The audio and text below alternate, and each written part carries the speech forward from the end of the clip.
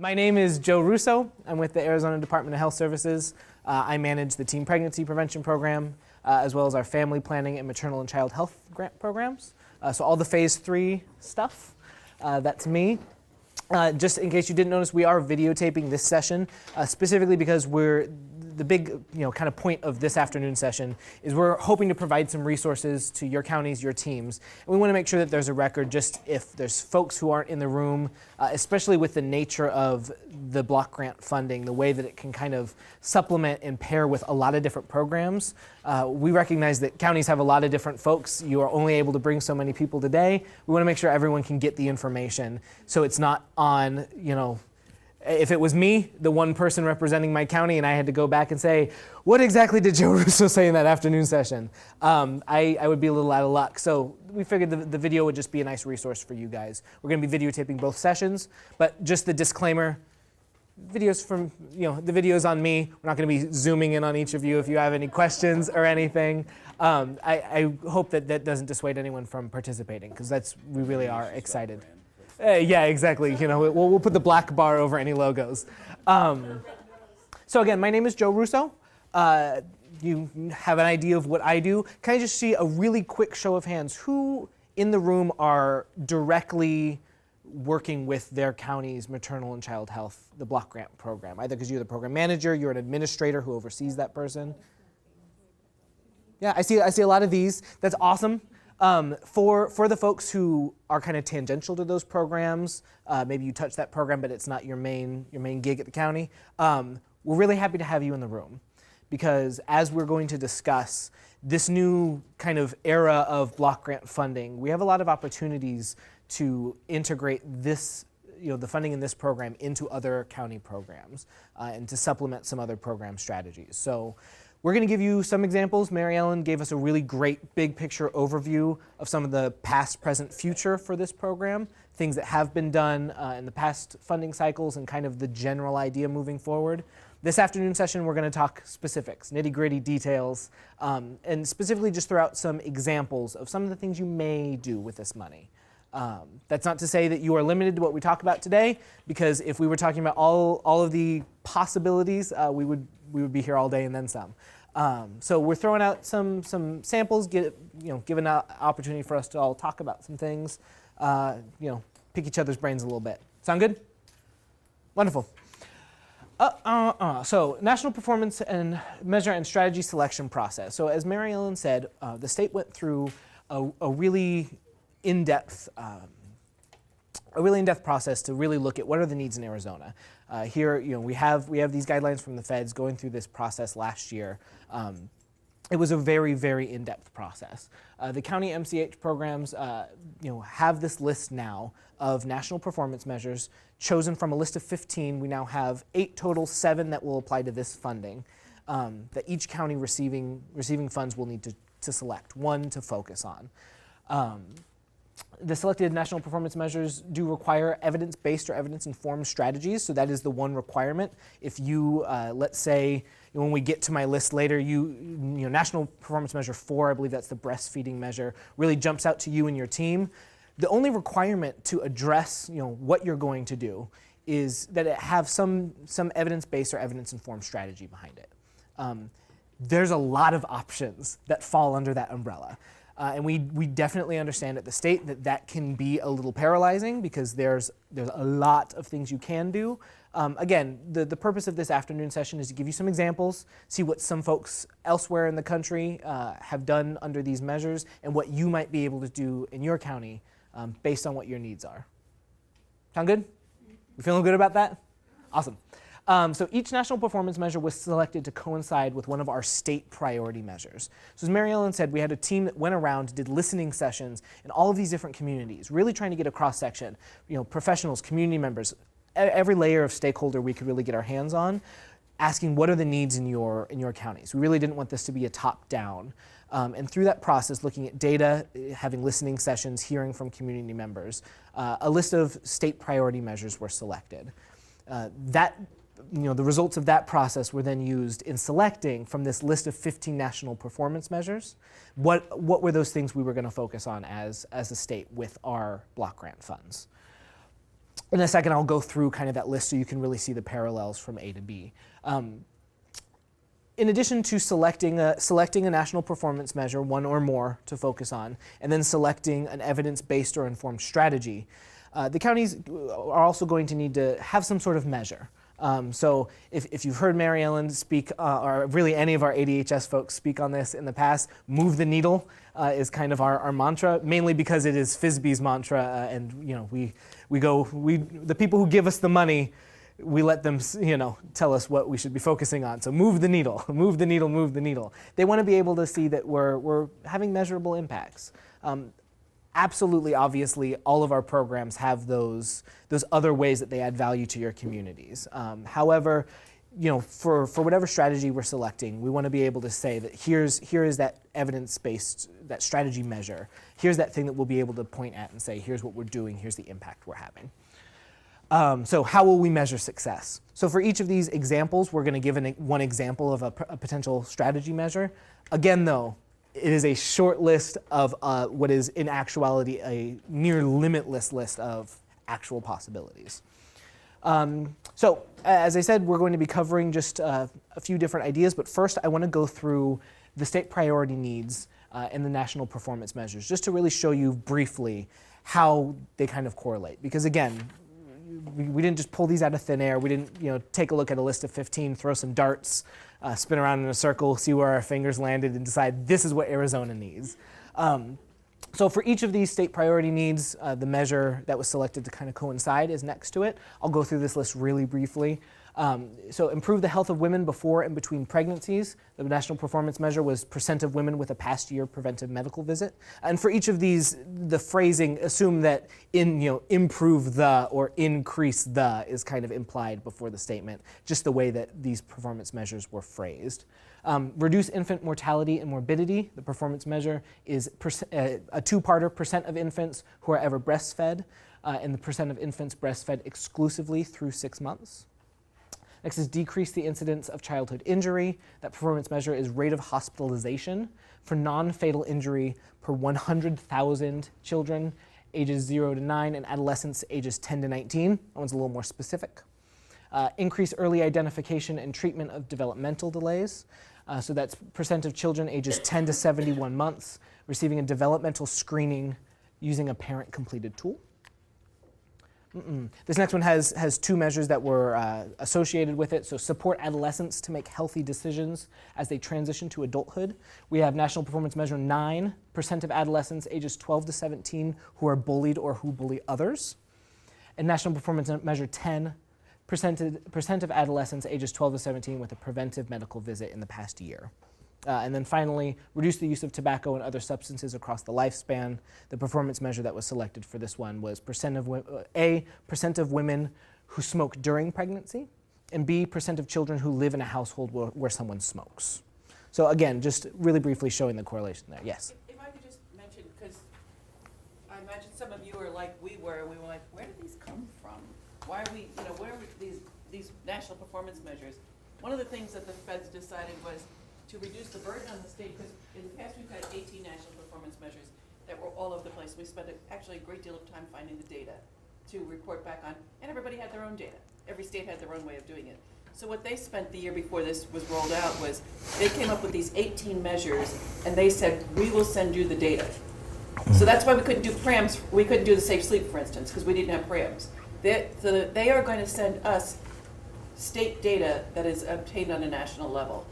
Many of these things you could recognize come from VRFSS, the National Children's Survey, or Vital Records. So that's why, and sometimes, quite honestly, it was a little shoehorn fit to get what we wanted as a priority to fit one of these things. But this was our funder, so Auntie's giving you the money, and so that's what. And yet we didn't feel like it was a terrible stretch. But that's why we're sometimes people say, where did you get that one from? Well, that was our choices, and we picked out of that 15. So. Yeah, I think a good example for that is linking breastfeeding with infant mortality and morbidity. While it's not necessarily the thing that most people would think of, we do know that breastfeeding interventions reduce infant mortality in several different types of morbidities. So, yeah, as Mary Ellen said, sometimes you have a list to choose from. We have our needs. we make the fit where we can. Thoughts, questions, concerns about this? I don't understand what a preventive medical visit is. Preventive medical visit, that's a great question. So really we're looking at those annual visits. So not going to the doctor just when you're sick, but having that annual check-in, getting all of your different health. So a well woman check, a well man check, those kind of things. We're wondering how that's going to look when it comes out, because they're taking it from BRFIS, the Bureau of Behavioral Risk Assessment. So that depends on what the person answering the phone considers. So there's going to be a couple of years where everybody's going to sort this out. For us, well, Joe will tell you, we're willing to stretch that and see, when we're talking about preconception health, what does that mean? What are the opportunities that it could, that something like that could happen? Yeah, absolutely, but that's a great question, because if the public doesn't know, they're the ones reporting the information. Can you say what PRAM is? PRAMS, and I don't know the actual Sure, acronym. it's Pregnancy Risk Assessment Monitoring System. We just got funded, Woo! and honestly, yeah, we just. So, but we don't have the money yet, there's not enough money for it. It's gonna be a good year before we even start collecting data. So, but it will be incredibly rich data. It's kind of the gold standard nationally. 40 states had it, we were one of the 10 that didn't. So we're very excited to be able to finally do this. So, but it's gonna be a while, so it's not gonna happen the next year or two. Yeah. Briefly, it's a data set based on phone collected data from mothers after delivery. Actually, Or is it new? in the day of cell phones, right, and everybody texts, especially everybody's having babies, it's a very rigid routine. It starts with the first introduction letter, then there's 5 different mailings go out first, and then we start the phone calls. And it's very rigid, the protocol is very rigid. So that's what makes it a kind of a challenge. It's gonna be a challenge for us, actually. But, yeah, it's asking mothers' behavior. It's newly delivered mothers, and it talks about her beliefs and attitudes and behaviors before, during, and after delivery. So before she became pregnant, during the pregnancy, and then afterwards. So they get this information after delivery, like at the They hospital? no, not the hospital. DC tried that years ago. That seemed logical, right? To just talk to them right away. No. So we will get a data set from Vital Records. We send it to, so it's complicated. Then we'll get the number that we have to call, and they'll I don't exactly know how this works yet. Where they'll give us, we'll know who we have to contact, and then we start the process of contact. And it's research, so they have to agree to it. It's all those things. So we're just literally getting back to them with our response to some of the weaknesses in our applications. That's all we are now. But it's going to be incredibly rich data, talking about domestic violence, talking about preconception health, talking about poverty, talking about all kinds of things, and clinical things as well. So, but it's a far way out. So. But a new project that hopefully will help enrich some county programs around the state. So now we're going to very briefly just touch on each one of these, the 7 national performance measures that were on that last list. Again, looking at some examples. This is where that handout comes in. The information on the slides is the same as that on the handout in this second column here. Maybe a little paraphrase just for the sake of space. Again, I cannot say this enough. These are a few examples. I don't want anyone leaving here and saying, Joe Russo said, we could only do this, this, and this, and that's all that we can do. There's video evidence. Because we know there are counties that have had this funding that maybe one of your strategies that you've been implementing, we can make fit. It's close enough that if we find some evidence-based measure to connect that to one of these new national performance measures. Just because it's not on this list does not mean that it is undoable. Okay?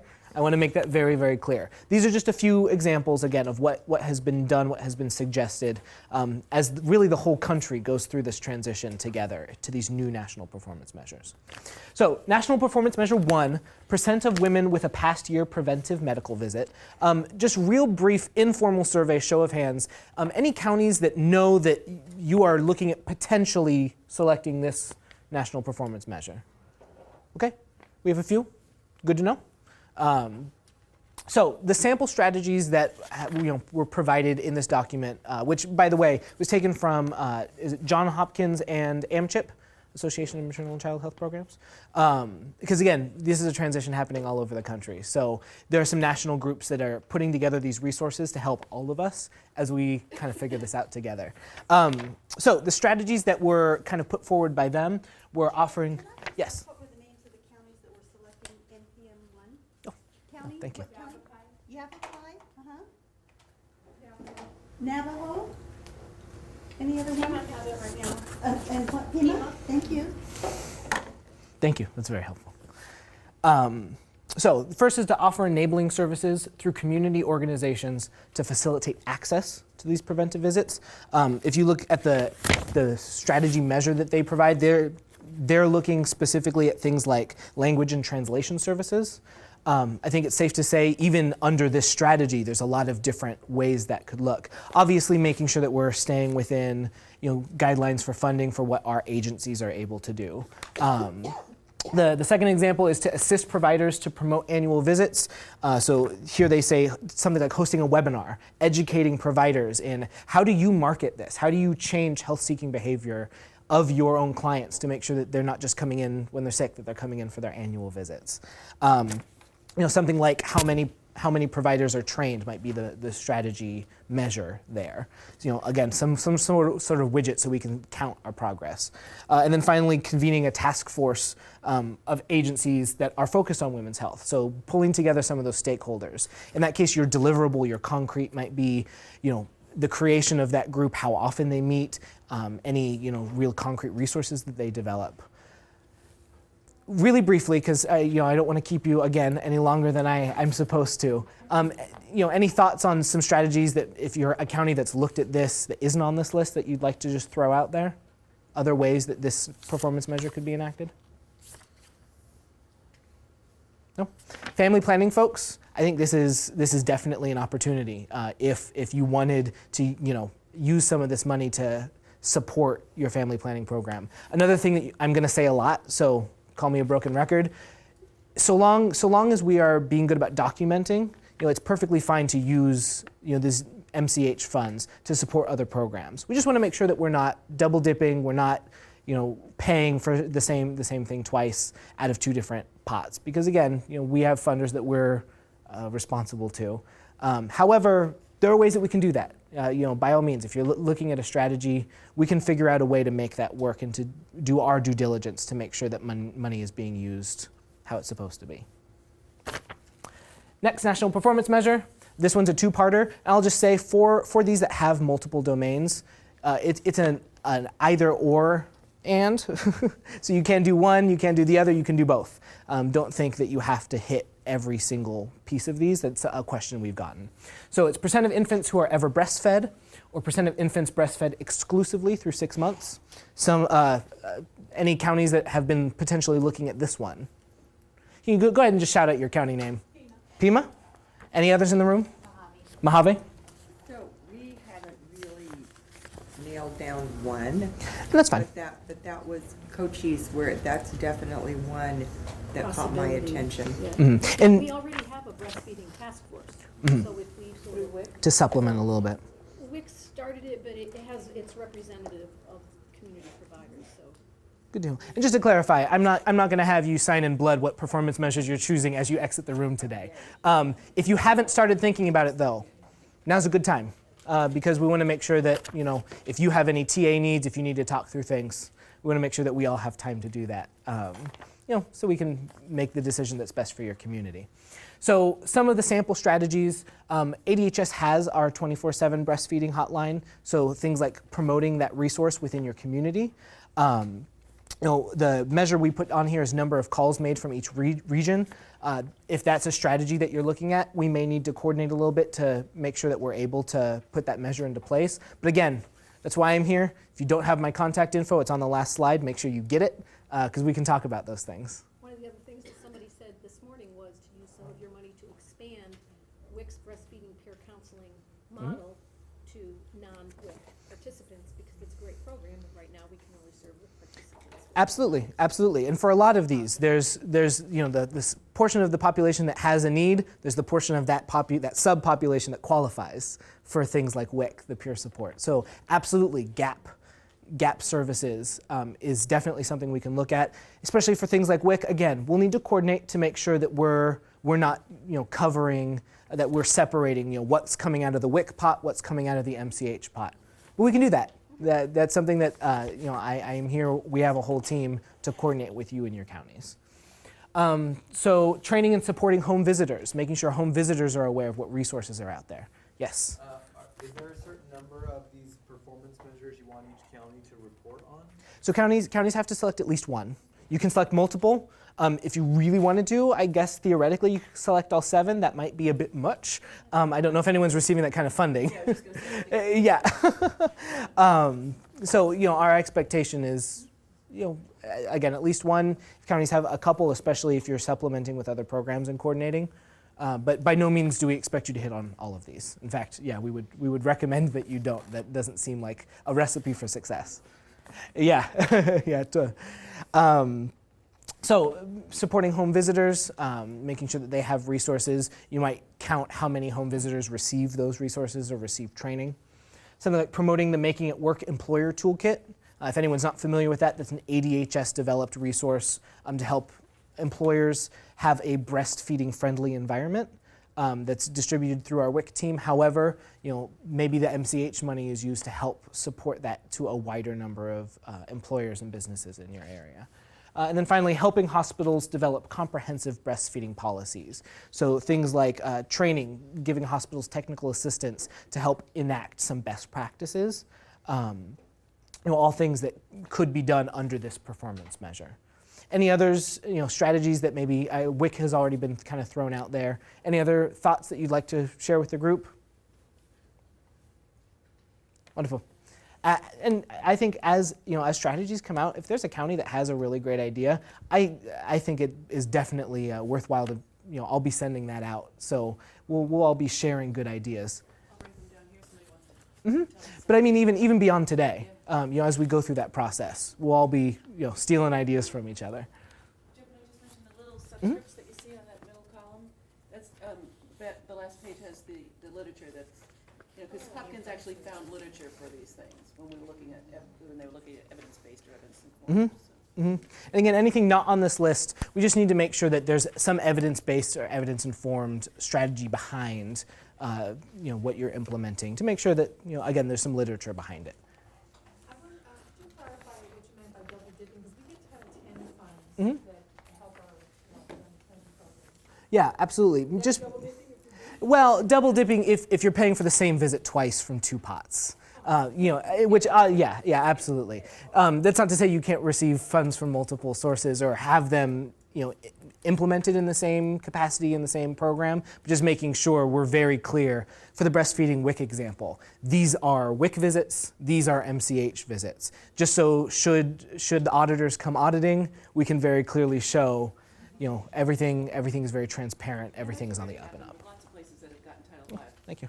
Family planning money and Title 10. Absolutely. It just, as new strategies come in, we may need to just implement, we will need to have conversations about what needs to be done, what do we need to be looking at to make sure that we maintain that standard that I have every confidence is already present in your programs. So like if we have like this Yes. immunization program that we give immunizations to children Mhm. ages 10 to 71 months. Mhm.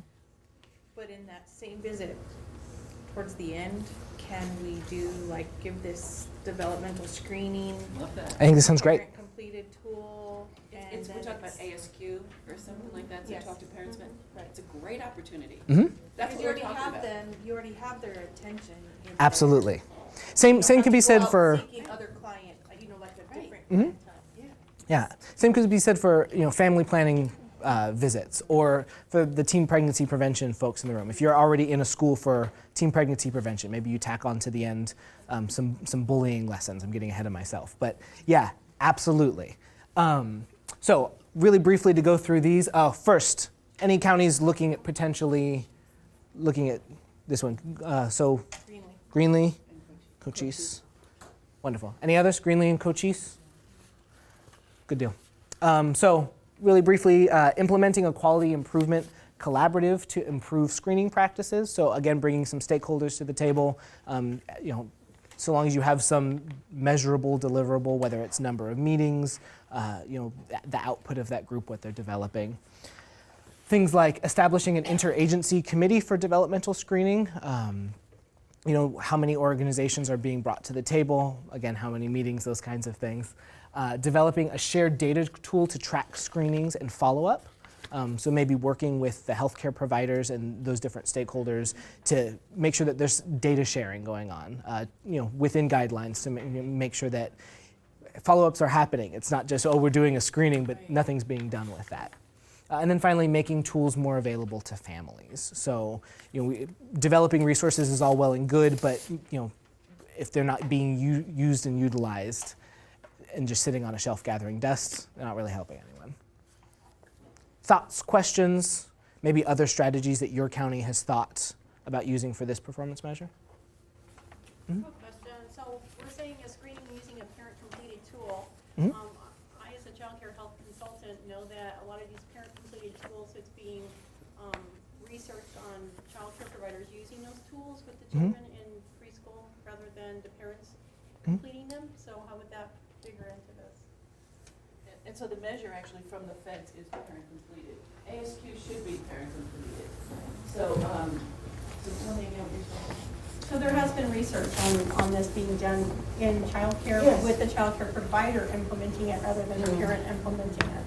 So Yeah. that's what my question is. So from HRSA, they're wanting the parents involved. The other thing is, I'm so sorry to keep splitting it. No, by all means. The other thing is, we've had private launch for a while, we've had different contracts where for a while there, everybody and their mother was doing a developmental screen on a kid. Nobody was doing anything with that information. So it's really, parents need to understand the development and how it's important, and so that's what the thinking behind it is. And then when the screen is done, somebody's kind of encouraging the family to bring that screen to their provider so that something happens with that. And everybody and their mother would get $35 or whatever it was for doing a screen, and then I had the horror of the same kid getting screened 3 times, going to fairs and everything else, and nothing. So that's what we're looking at is like, and I hear what you're saying. So that might be just a little different because this is talking about the parents being involved with understanding what normal development is. That's the whole idea, that opportunity to teach parents normal development. But it's open to interpret, this is not,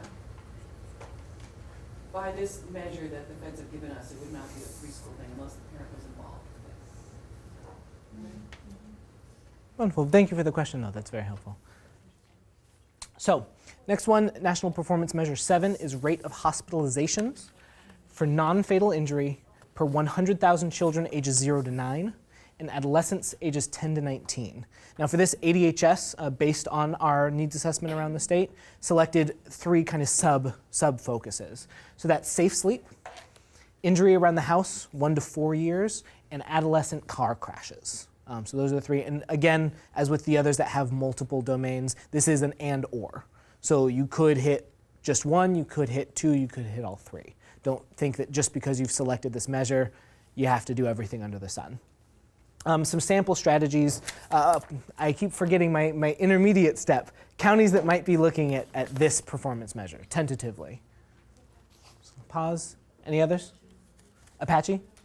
Greenlee, Greenlee. just because we have that. whole Yeah, this does population align to, demographic. yeah, absolutely. Any more? It's in both of our maternal child programs. Okay, just trying to work in some continuing. Wonderful, thank you.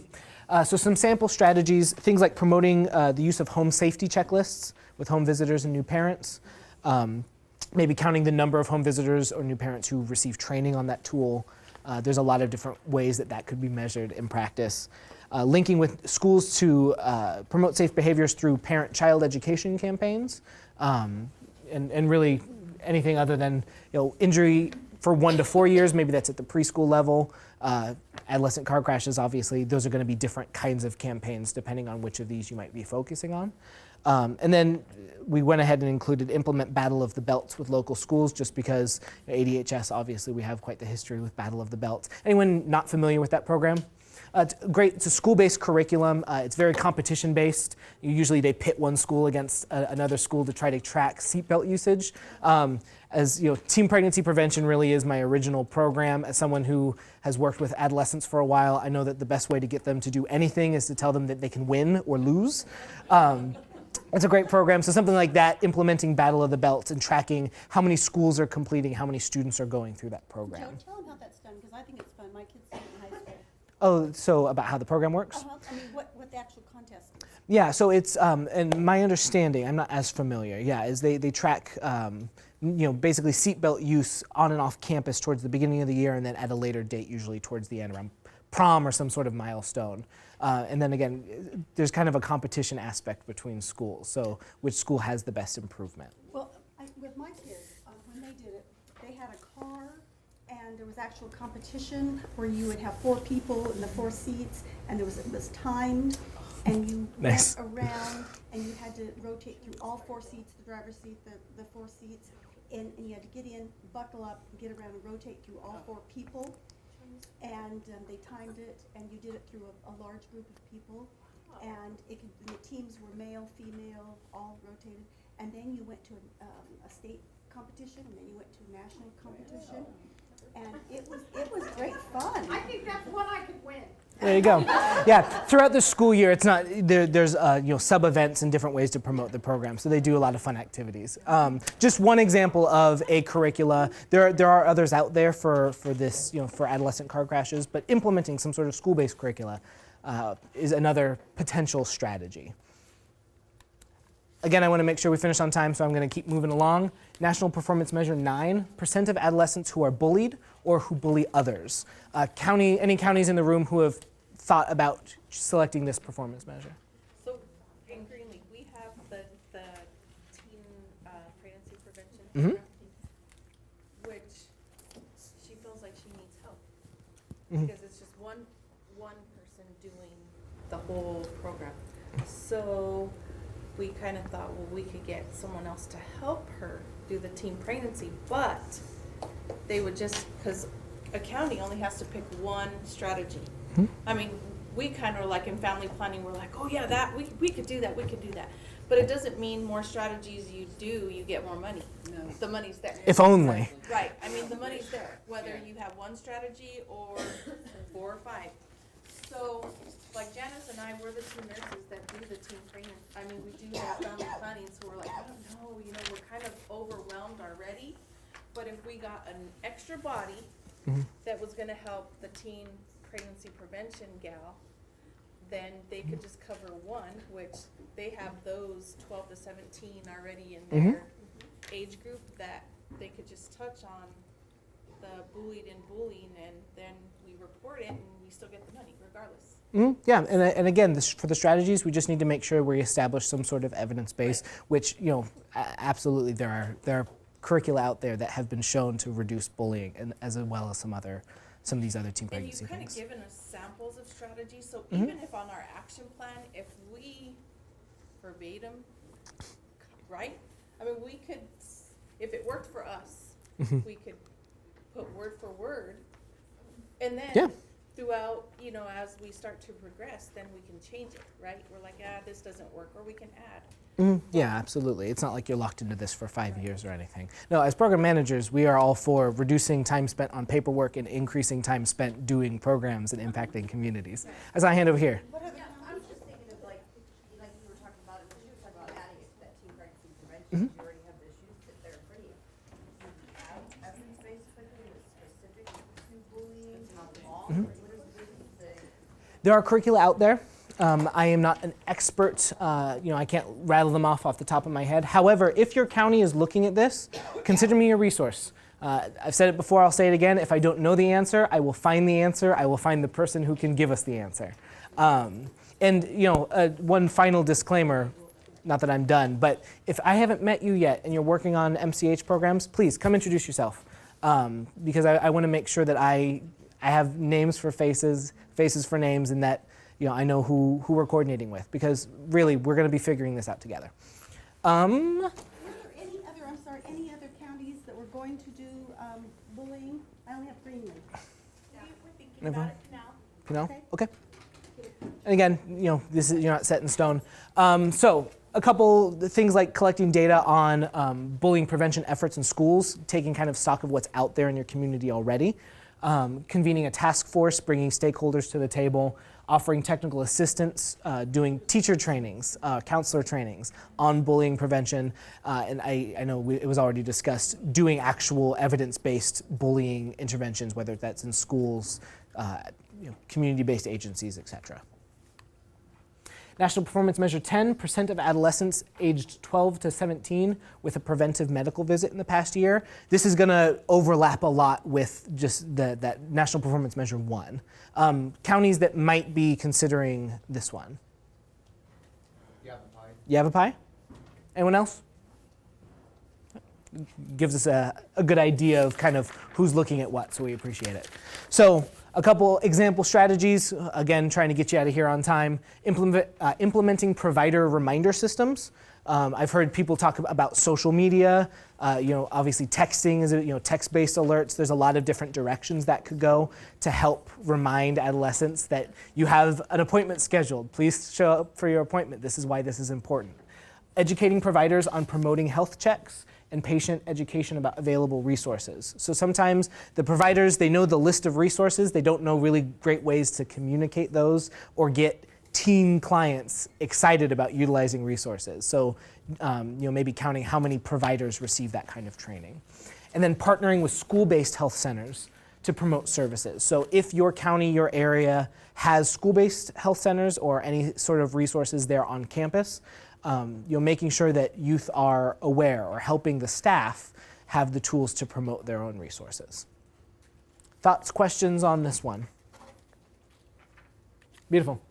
And last but not least, National Performance Measure 14 is % of women who smoke during pregnancy or % of children who live in households where someone smokes. Any counties that are tentatively looking at this performance measure? Graham? Wonderful. Obviously this, a lot of counties, I don't know exactly which ones, maybe all receive some tobacco dollars already. So this is another one where maybe MCH can supplement, can fill some gaps. We'll just need to make sure we're documenting what's being paid for out of which program. But some of the sample strategies, promoting increased use of the state-funded quit line, those resources that are available in your community, helping to do some marketing. Increasing number of communities with local tobacco control laws or ordinances, so working at the local level to help communities be empowered to put some of those policies in place. Partnering with WIC to promote smoking cessation among pregnant and postpartum women. And then implementing smoking cessation programs. Again, that's the more evidence-based, you're in school actually doing tobacco cessation programming. Making sure, again, that we're not just reinventing the wheel with what you're already being funded to do, that we're supplementing somehow, either reaching different populations. And actually, Yes. this document actually has a little bit more, because one of the other states has Baby and Me Tobacco-Free Program and smoking cessation and reduction in pregnancy. So it's different from the regular tobacco ones. Mm-hmm. Yeah, there's some specific curricula out there. Yeah, thank you for pointing that out. Yes? Does the state include e-cigarettes as smoking? E-cigarettes? For this national performance measure, do you know if that? It hasn't been addressed, but I can say that the FDA is now going to regulate Yeah. that, and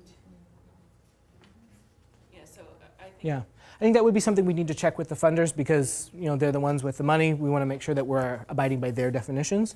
But I think I would be perfectly happy to look into that because I definitely agree that's kind of the big thing right now. And other funding might be a little more restrictive when it comes to e-cigarettes. So that's good thinking though, trying to identify where do we have those gaps with other funding sources. Wonderful. Well, that's all I have. I think we did pretty well with our time. Oh, wait. Did I go the wrong way? I did. Okay. Whew, I scared myself. There's extra performance measures appearing.